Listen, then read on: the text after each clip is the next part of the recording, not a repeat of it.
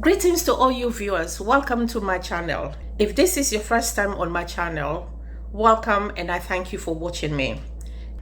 Today's topic, we're going to focus on communication. We all know that communication is a very broad topic. So the area I'm going to focus on is around the 4 key stages of effective communication. We all know that leading a group of team is a process whereby it goes beyond monitoring tasks or day-to-day tasks. It goes beyond that. Even if you have a big, large team, that doesn't mean that is a good team.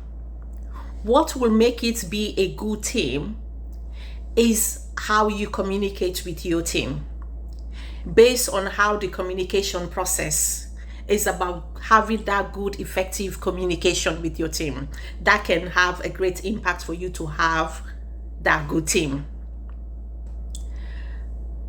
Before we move forward to discuss about this topic, let's just find out first, what is communication? Communication is a process whereby we send information and receiving information between two people or within a group of people. That is communication. What is effective communication? Effective communication is a process whereby we process ideas, we discuss ideas, we share ideas, we share opinions with a group of team or a group of people, or just between two people, where we just share ideas, opinion and knowledge, and making sure that the other person, the other participants that is receiving the message understand what the message is, and they feel satisfied. Both parties satisfied.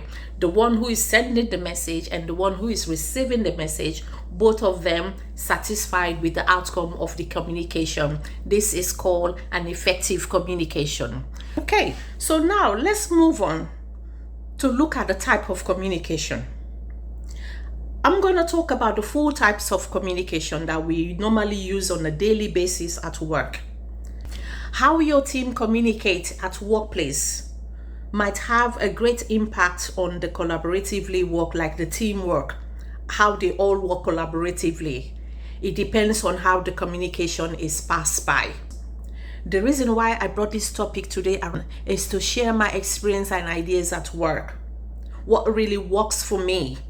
So I'm trying to pass the knowledge on to whoever is watching, or whoever is trying to build up a team, or whoever is struggling to make a team work. We know we all do verbal communication, because sometimes you look at the individual, what sort of communication do they need? You check your audience that you're speaking to. If it's to do with verbal communication, what is the topic? What are you saying to this person? What is the approach really worthy?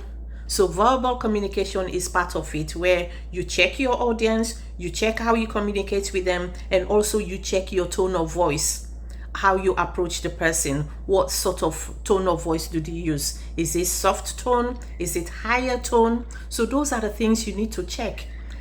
Do they understand what you're saying, how you're explaining it? So that's the verbal communication. The second type of communication is the non-verbal communication.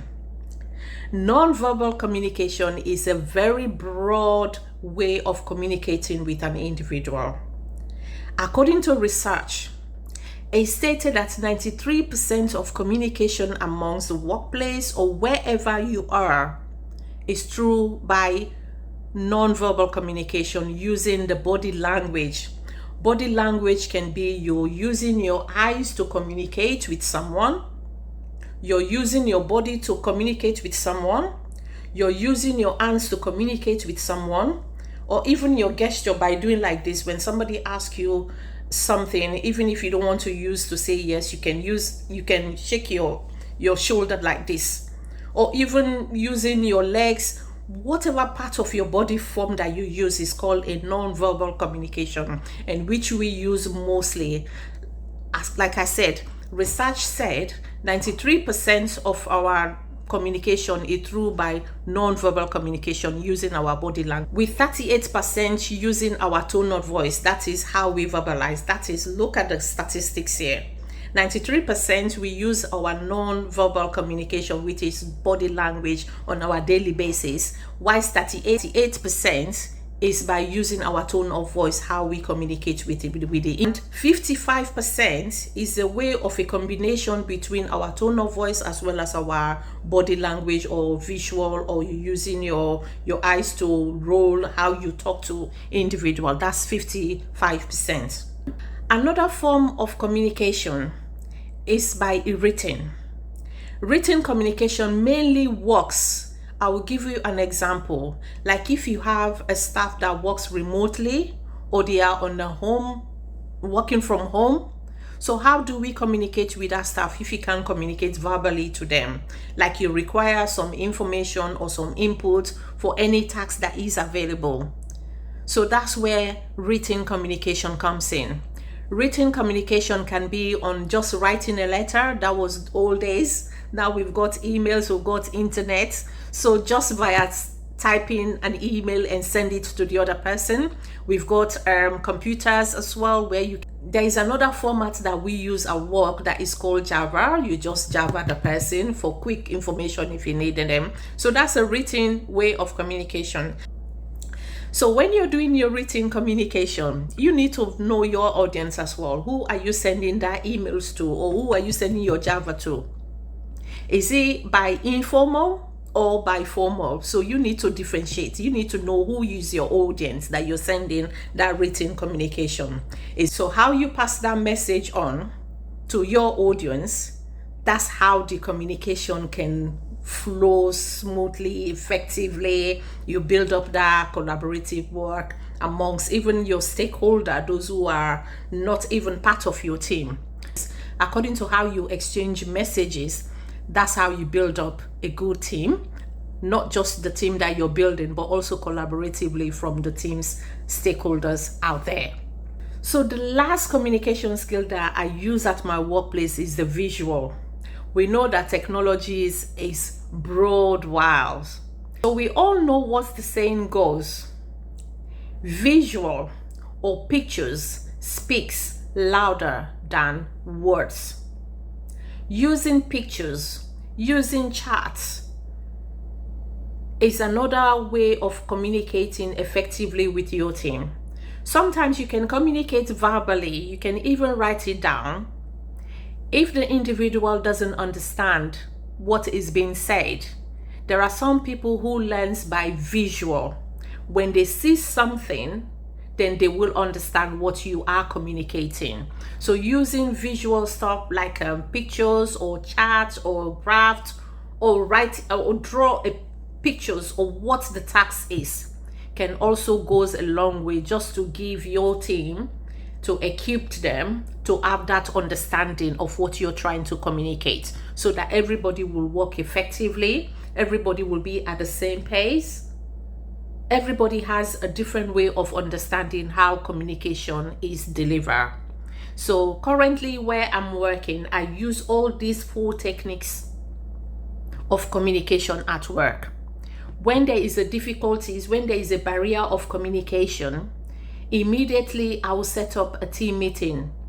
Even if you're working remotely, we set up a team meeting via visual or via verbally. It depends how the communication go. So using the visual communication is also a very important task for those who cannot communicate well.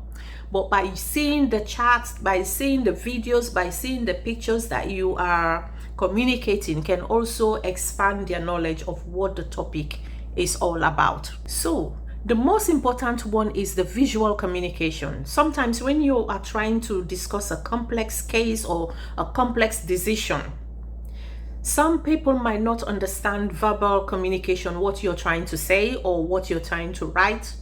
Well, when you bring it in a visual format, like in a form of a video or pictures or charts or photographs, that can also support the individual who is having difficulties to understand what the information is being communicated. This is how you build up an effective team to work collaboratively to ensure that, because when you grow up a team and some doesn't know what they lost their way, they can't understand what is being the task that is being delivered and how to deliver it, that lack of communication that is not there based on their way of understanding communication format. If you don't explore all this way, how do you communicate with your team effectively to ensure that they understand the task that has been delivered to them? So now I'm going to give you a bonus on how to have that effective communication with your team, despite having all this reading or writing or body language or verbal communication. Despite having all that, is a very good pictures, yes, we understand that, but the bonus of having an effective communication is that you have to be honest with your team. Whatever information you're passing by, whether it's a verbal communication, is a non-verbal communication, is a written communication, is a visual communication, communication has to be honest. How you pass the communication, let your team knows that you're honest with what you are saying. The second one is about the current situation. When you're communicating with your team, focus on the current situation that you are dealing now. Focus on what the situation is, the current situation at the point. Those are the tasks that you need to focus on. And the next tip is attack the problem. When there is a problem around communication, you need to attack the problem and not the individual that brought the message. You need to attack the problem and not the person. And lastly, act. Don't react. What does that mean? When something is building up around your communication or your environment or within your team or whatever the case is, act upon it. Find out how are you going to resolve this problem that arise rather than reacting. When you react to a situation, you put your team in a way that they don't feel valued by you. That's why you are there as a leader to solve those situations. When a situation arises, you act upon them immediately rather than reacting to those situations. That's why you're there, to build up your team, to support with them, to work collaboratively. And the only way you can work collaboratively with your team is by having that effective communication, to understand your team, to understand your audience, to know what sort of communication you are passing on to them, and to ensure that communication is passed on to the whole team so that everybody is aware what is happening, everybody is keep on board, they are keep up to date of what is happening. If you're creating a service, these are the 4 sets of communication to communicate with your team, which I'll repeat again: verbal, non-verbal, visual, and written. All those base you can use them to communicate with your team to bring them on board. And the 4 rules of communication that you always have to bear in mind is always be honest to yourself, to your staff, and to the communication that you're delivering. And when you're dealing with situation, deal with what is happening now and try to attack the problem, but not the individual where there is a situation. And act, but don't react to any situation. You need to act to put a solution. Thank you so much for watching my videos. If you haven't subscribed yet, please do so. Help me to grow up my channel. Please help me to subscribe so that my channel will grow. And please don't forget to like, share, and leave your comments below. Thank you. I'll see you on my next video.